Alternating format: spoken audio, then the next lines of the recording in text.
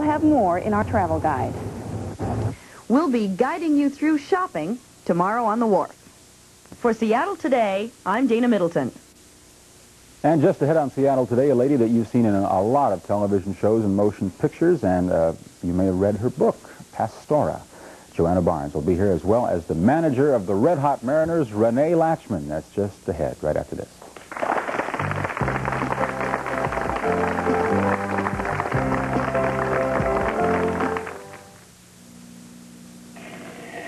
When the burning, itching, and soreness of hemorrhoids flare up, Tux medicated pads give you soothing, cooling relief on contact. Creams and ointments work hard, but if you also use Tux, you'll get even more relief.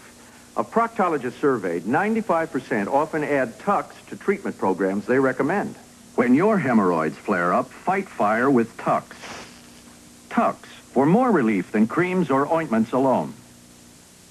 Now when you buy delicious Planters dry roast peanuts, Dig in, guys. All right. you can play Planters Instant Money Game. A $25 winner. And one of these jars could be worth $10,000. 10,000? The game piece tells instantly if you've won. So ask some friends to help. They'll like the nuts and you'll like the money. Hey, I won. Thanks. Play Planters Instant Money Game. We're in the money.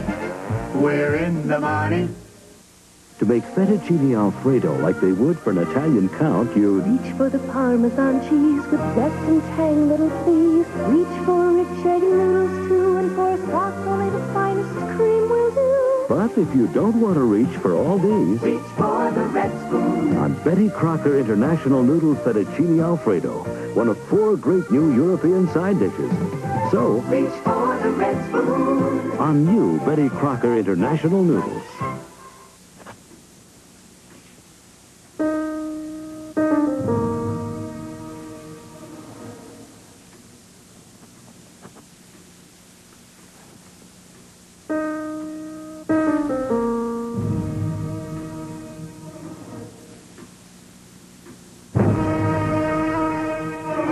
Inspire yourself with season tickets to the Seattle Symphony Orchestra.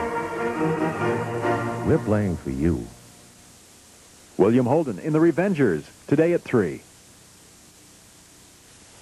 Well, our next guest has been in such motion pictures as Spartacus, Auntie Mame, the Parent Trap television shows like Charlie's Angels, and she has written a syndicated column on interior design, and for all those years she was acting, she really considered herself a writer, and has written a book which was on the bestseller list of the New York Times for about 9 weeks. You may have read it. It's very popular. It's called Pastora.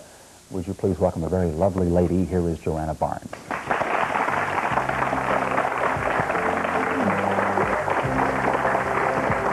Welcome back. You know how to make an entrance. Hi. Terrific to see you again. Hey, tell us about the new world of high-tech writing with word processors. That sounds boy, very it's hog exciting. heaven. I'm having the best time. Do you have anybody in the audience have a word processor? Well, wait till you hear this. This is really magic. How does it really work? How does it really work? Well, in the first place, it doesn't make the creative act of writing any easier. It makes what I would call the plumbing easier, the editing, the mechanics. You can, for instance, if you want to move a paragraph around, press a couple of buttons, that paragraph will disappear from the screen and the text will adjust to fill the place, and you press a couple more and the paragraph pops in right where you want it.